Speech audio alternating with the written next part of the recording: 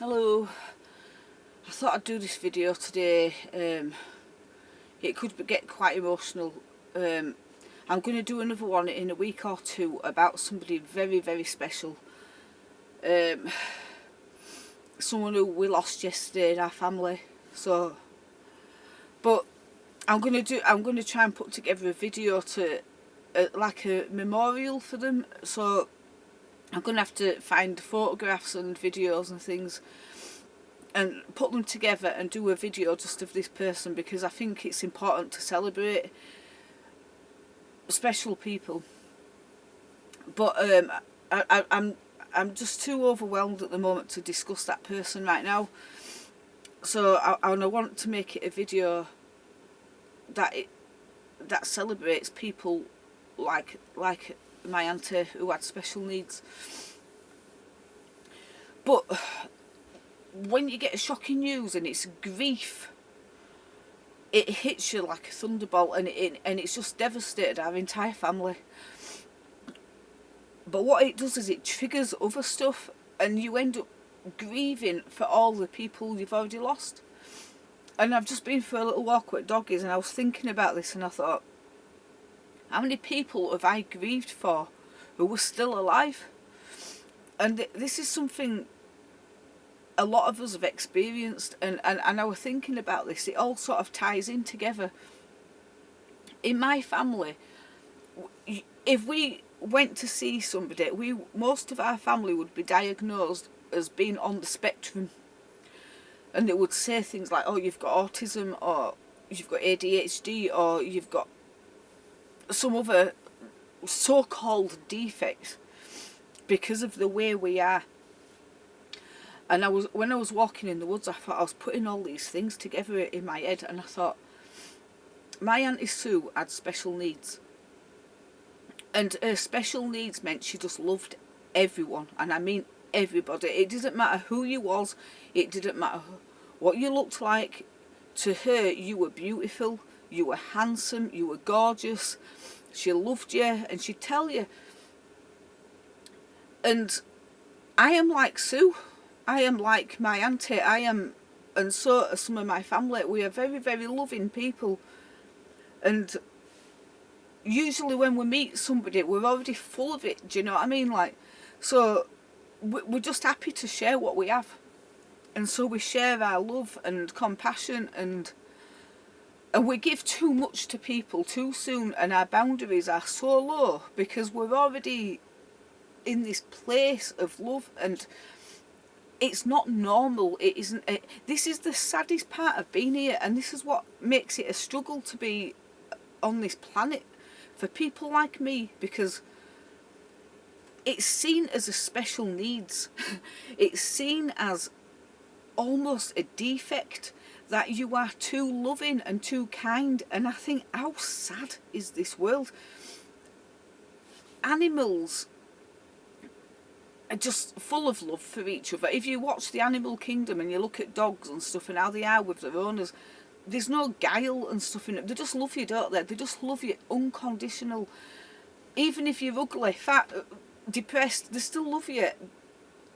And when it's a human being who is like that, it is seen as a defect. And I'm going to keep away from my Auntie Sue on this talk, because I want to do one specially dedicated to her, because it's important that we talk about things like this. But people like me, who can meet someone and fall in love with them so quickly and just give of ourselves so easily, are seen as defects. And what is sad about that is we attract people who don't have to try, and they don't have to put in the effort because the boundaries are not there. And instead of somebody looking at people like us and going, that person is so loving and giving and so loyal, I am going to protect that person, and I am going to put my arms around them, and I'm going to walk by their side all my life, and I'm going to appreciate that this person can love me even with my faults and defects, and still want to be in my life. And I just find it an absolute travesty that loving kindness is seen as a weakness that should be abused, used and mistreated. And it really hurts. And I'm just so grateful that my family got a special needs person in our family who was written off at birth by the so-called professionals. And we loved her and we protected her vulnerability and we made sure that she was protected from horrible people, because somebody like my Auntie Sue could have been so easily abused and she could have been so easily mistreated, and she wouldn't have fought back because she didn't know how, because she didn't have that guile in her and she didn't have that ability to protect herself. So I'm so grateful that she got my mum and my nana and my family around, that we would stand in front of her and take a knife for her, do you know, because we saw that she needed that protection. But we need it as well, and we don't get it. And I'm going through this grief right now. And my family, if they were here, would all be sat here crying together and telling each other we love each other and that. But I'm in another country, and they're down the road in England, and I'm up here, and I can't just nip down because the road conditions at the moment are shocking, and they're snowed in down there. And also, my car's not up to a long trip, so I have to try and sort something out to get down there for the funeral, which will probably be in a couple to 3 weeks. But I'm up here on my own, and it's just making me feel really sad, because I'm like, you've got to 55 years old and you still haven't got a best friend and a partner, and you're still by yourself all the time. And it's because every time I meet someone and I love them, they put a knife in my back and mistreat me, and they think it's fun. They actually think I deserve it, and it's really... Normally I just get on with it. I'm like, you don't love me, what can I do? I'm walking away, and I will walk away, and I will not cause any harm to that person. I won't go around being vindictive or I'm going to get you back. I don't do revenge. My idea of revenge is to walk away with my head held high and just try and be the best version of myself still, and just walk away and do nothing about it, because I think it's cruel to be the same way back. And I can't abuse somebody. I can't do it. And if somebody puts me in a place where I become reactive, then I know it's over, because you shouldn't want to be hurting me, so I have to fight back. If you're doing that, then I can't stay. But I'm feeling so emotional at the moment, and so is all my family. But I just think, isn't it sad that people who were seen as being on some kind of... I can't remember the words now, you know what I mean, I've just said it, spectrum. People on there should always be protected, whether you're deemed disabled or not. If you come across somebody who's very loving, very soon and very giving, why don't you respect them and appreciate them? Why do you have to take out all your pain and all your past hurts on that person and make them pay for something somebody else did to you? And this is a theme that's run through my life, is the amount of people I've laid on my bed sobbing for and heartbroken about, because they're no longer in my life, and I'm laying there on my bed crying for someone who's already in bed with someone else, and they don't give a crap, and they're like, if they knew that I hurt for them like that, they would love it. It would actually make them feel good, because they'd think, oh great, you know, I am something, I am something special, because look at her crying for me, that means I'm great. And that's the unfortunate thing about being an empath, and it is actually a curse. It is a curse.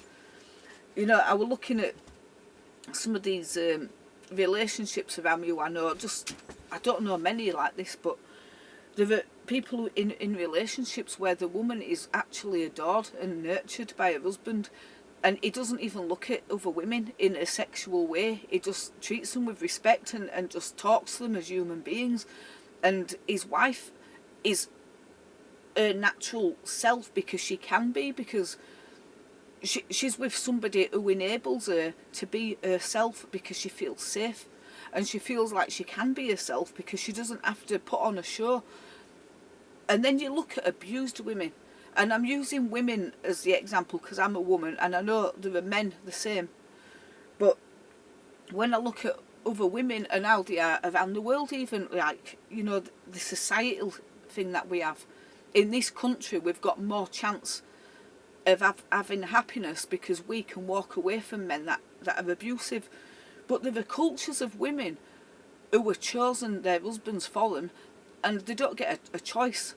And some of these women have to share their husband with loads of other women because their culture says it's okay for a man to have multiple partners. And also there are cultures that allow abuse to women. And imagine what it's like to be a woman who can't leave, who can't stand up and say no, who can't say I want a divorce, who can't say I'm not taking this anymore and leave, or I'm not going to marry you because I don't love you or whatever. They don't have an option. And in this country we are so lucky, you know, because we're in a place where we can decide whether we're going to stay in an abusive relationship or leave it. And it's not easy to leave them. You know, there were so many women, you know, when I used to work for, do voluntary work at the parent centre, and it was full of abused women. Every single one of us had experienced either sexual, physical, emotional or mental abuse of parents or partners or people who claimed they're supposed to have loved us. And I was surrounded by women like that. And they used to come in and they'd always be broken and they'd always be completely shattered in their confidence and in the emotional states. And we'd lift each other up and we'd help each other. And then we became the strongest versions of single parents we could be, because we were all single parents. And it was funny because I remember doing a newspaper article, this would be in the late 90s, and it was about single parents on benefits, and it really used to upset me because I've always worked hard my whole life, even when I wasn't working, as you like. The times I'd gone on benefits, and then I'd just do voluntary work instead and still get my benefits, but I'd do things where I could include my children, so I didn't have to worry about them being left behind anyway. But we used to have this really strong support network where we lifted each other up. And some of those women came into their own. And I know a couple of them still, and they're still single 20 odd years later because they can't be with someone after what they went through. But they're strong on their own, you know, and they're as happy as they can be on their own, and they have a strong network of friendships. But we're lucky, because can you imagine if, say for example, I'd married my first husband and we were back in the Victorian times of you made your bed and you lie in it. That man cheated on me so many times and lied about it that I felt it in my spirit, and it gave me anxiety and depression and stuff at times, and because I felt something really wrong. And then I was made to feel that there was something wrong with me for feeling something that wasn't real. And it turned out it was, you know, and I was right. If I hadn't have been able to have left him, who would I be now? And would I be here? Would I have made it to the age of 55 years old? Or would I have ended it a long time ago? Because the pain of being with somebody like that, who can look at you in the eye and lie and then deceive you and be disloyal and unfaithful to you, and would I have made it? I even though I feel upset at the moment because of what's happened and it's dragged this out of me, I'm still grateful that I've got a home of my own job, my own car, my own sense of independence, that I don't have to put up with that kind of abuse anymore. And in fact, if somebody came into my life now and showed any kind of abuse, I'm more likely to just leave straight away now than when I was young, because I was too forgiving and too kind and too generous with everything. And it's sad that you have to get to this age to get the boundaries to realise what you're worth, you know. But I just feel sad for people who are out there who've got empathy and compassion, because they're the people who get hurt the most. They're the people who get their hearts ripped out time and time again, and yet you'll still bounce back and you'll still go to the next person with a full heart and the same enthusiasm, and yet people just look at you like you're soft, and so you deserve it. You deserve to be treated badly, and you don't deserve to be loved. And I've actually been in positions with my exes where I've actually been put in places where I have been second in an environment to somebody who I would call an easy ride. That's a cruel thing to say, but you know what I mean. The sort of women who come in a room and seduce everybody's men and get the boobs out and flirt with everybody regardless of the wives and the girlfriends. And I've had my own husbands sitting there ogling other women in front of me and disrespecting me while the other woman's gloating that she's getting all the attention. And I've never treated a man like that. I have never been with somebody and made him feel lesser of a man because of another man. And it's just painful. It's just painful to do it. And when you get to a point where you think, I need to shut down my feelings and not give my love to someone, when the whole point of being alive is to love, and the whole point of us being here is to learn how to love, and yet we're learning how to not give it. And that is the saddest thing about being here, because if people healed themselves from the past hurts before they went into a relationship, then there'd be a lot less pain involved in this world with all the people around us, because there's so many people having to pay the price for somebody else's past, because people don't heal from one relationship to the next. They take all the anger and the resentment from the past to the next relationship, and then that person has to deal with it. And if you're an empath and a compassionate person, you take too much, because you always try and think, I can fix this. If I love that person more than anyone else ever loved them, then I will fix them and make them better, and then they'll be happy. But that isn't how it works, and it's took a long time for me to get to a point where I realised that no matter how much I love someone, no matter how much I give of my time, my energy, my love, my money, whatever, some people will just never appreciate it, and they will never respect it, and they will never give it back. It's people that I attract are usually people who just take what I have to give because it's easy, because I can just take it and then I can go off and find somebody else, or they abuse it, or they just use it to their own advantage. And I think I'm just sick of these horrible people in my life. I am sick of attracting these dark energies to me that just want to take away. But at the same time, I am stronger than people think as well, because you can hurt me, yeah, but I always bounce back. I always come back, and I'll always come back stronger than you left me. And that is a real strength to have that. And I don't know why I just felt compelled to do this video. I think it's because of the grief and just thinking about, you know, like I said, somebody who had special needs and stuff, and how lucky she was that she came into the right family. Because, you know, when you're born in she was born in the wrong era as well. I'm going to go into all this on another video, like I said, because I want it to be so special for her, and I want her to be remembered.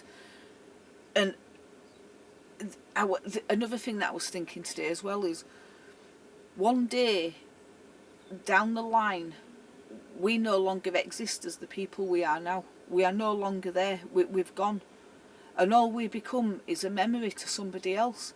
And when they're gone, we're gone as well, because the memories have gone of us. So we no longer exist. And there's been times when I've gone to places like graveyards and I've come across graves, and it'll say, dearly beloved child or partner of so-and-so. And you can't imagine the person in the grave. You can't imagine, because they no longer exist. And some of these graves are so old that nobody visits them anymore, because all the people who loved them have gone. So they don't exist anymore. They're just somewhere behind in time. And it's so... sometimes I think life is so insignificant, because we are just here for a speck of time.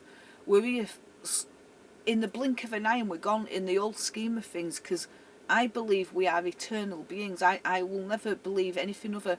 I do not believe that you're in your body for however long and then you die and you're gone. I have never ever believed this. So I believe that this is just part of a journey of our life, and we're here for such a short time, and yet we come here, and there are people who come here set on destroying other people, and I just can't get my head around it. And I can't get my head around how people who come here to shine a light in the world are abused. I can't understand that. And I just wanted to get things off my chest, because I know there are people out there like me who are just the same, you know, and they understand. But sometimes we can blame ourselves and say, well, if only I wasn't so stupid and I wasn't so soft and I wasn't so forgiving. But why are we beating ourselves up for being decent? Why are we beating ourselves up for being how everybody should be? If everybody had the same attitude, there wouldn't be war, there wouldn't be hate, there wouldn't be gossip, and there wouldn't be backstabbing, there wouldn't be unfaithfulness and disloyalty. If everybody just loved everybody and treated each other with respect and compassion and took care of those who can't take care of themselves, this world would be absolutely fantastic. In fact, you would call it heaven. And that's what it'd be like there, isn't it? You know, where everyone just loves each other. But this place is a mixed bag of everything. And you've got the good, the bad and the ugly here. And it can be so hard when you're like me to be around the bad and the ugly, because you've got to deal with that all the time. And these people want to hurt you because they're hurt themselves, and that's why they do it. They don't do it probably because they're not evil people, but they just hurt, so they want to hurt you. And it's not even always conscious. It's subconscious as well. I've lashed out at people in my life at times, and I've said things and I thought, oh, I shouldn't have said that and I shouldn't have done that, and then I felt really bad. And then I thought, gosh, you stop reacting. When somebody's hurting you, don't try not to react back, because then you become the same level, you know. And God, it's so hard being here sometimes. Oh dear. Anyway, I don't apologise, by the way, for my emotions, and that's something I will never do. I am authentic, and you get what you get. And I don't pretend to be anything I'm not. So I don't say sorry if I cry or get angry or say things that might offend people, because I mean what I say and I say what I mean. And it's up to them to decide whether they can handle that. But I just wish more people could be more compassionate, and I wish more people would take time out for themselves to heal, to get rid, to deal with all the hurt that they've had in their life, so that they can move on and just love somebody who's going to love them back. And let's just get rid of all this vengeance and I'm going to make somebody else pay for it. And it's like I said, it's not always conscious. A lot of times people lash out because they're in pain, but they end up hurting people like me.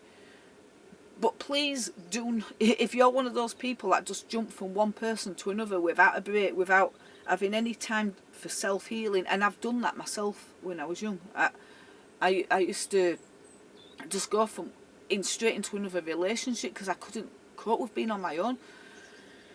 But it wasn't a healthy thing. It wasn't a good thing to do, you know, because you don't learn how to set the boundaries, and you don't learn how to get to that place where you need to be healed to get the right person next time. Because when you're not healed, you attract other people who are not healed, and then it's just a game of let's descend it down into this horrible place which nobody wants to be in. So I'm looking at my doggies. Those dogs, right, they've been watching me cry all morning because I keep crying because of my Auntie Sue. And they just look at me, and then Honey Girl come over and put a paw on me as if to say, it's all right, Mummy. And I think, why can't people be kind? Why can't people just heal each other and heal themselves and just love each other and just be happy and just say, none of us know how long we've got. You could go now. Any one of us, look at all the stuff going on now in America. The country's getting decimated with fires and all kind. And I'm not going to go into what I think about that because it's controversial, but people's lives are at stake, and people are going to bed and not waking up in the morning, you know, and you don't know when your time's up.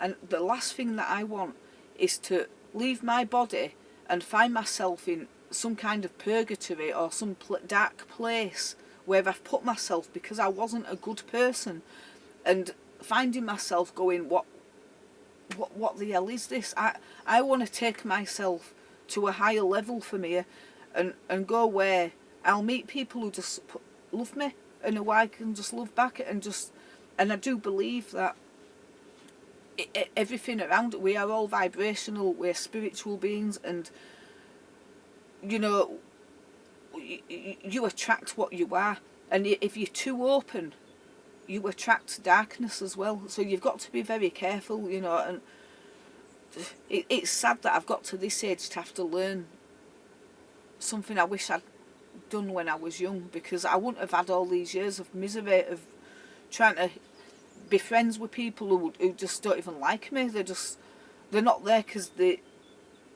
think I'm a nice person. They're there because they think you've got something that I want, and that is something that I have just crossed the line with, and it's taken a few years. The last few years I've got into that place of when somebody reveals the dark side of why they're with me, then I'm gone, and I'm not going back. You can't go back to someone who hurts you like that. So having to let go of people, and people look, like I said, people you love and people who you'd have given your life for and stood in front of a bus for, and these people don't even have any respect for you, and they don't even have any love for you, and they just go straight to the next relationship from you without a second glance back and any regret and any upset about how they left you or why they... I don't think most people are even aware of how they treat each other. I don't think they're even aware sometimes of what they say and do is hurtful. I know that, you know, my friend Paul, anyone who's watched my videos for a long time know, I've always lashed out at Paul and got angry with him. And it's something I've tried to stop doing, because I felt sometimes that he disrespected me, and then I'd react. But he was the only person yesterday who says to me, up here, obviously nobody knows about this up here yet, about my auntie.